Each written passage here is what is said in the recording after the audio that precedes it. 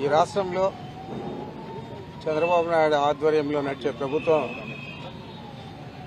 ఎంత కక్ష సాధింపుకు దిగజారిందో ప్రత్యక్షంగా మీరందరూ మీడియా వారు మీరే చూడొచ్చు. గతంలో నేను వచ్చేప్పుడు మీడియా పాయింట్ ఎక్కడున్నది, ఈరోజు మీడియా పాయింట్ ఎక్కడుంది, ఈ బ్యారికేడ్స్ అన్నీ గతంలో ఉన్నాయా లేదా, ఇవి చూస్తేనే అర్థమవుతుంది ఎంత కక్ష సాధింపుగా వ్యవహారం చేస్తా ఉంది ఈ ప్రభుత్వం అని చెప్పి. తప్పనిసరిగా ఇంత కక్షపూరితంగా వ్యవహారం చేసే చంద్రబాబు నాయుడు ఈ రాష్ట్రంలో రాష్ట్ర ప్రజలకు అందరికీ కూడా తెలిసే విధంగా నేను తెలియజేస్తా ఉన్నాను.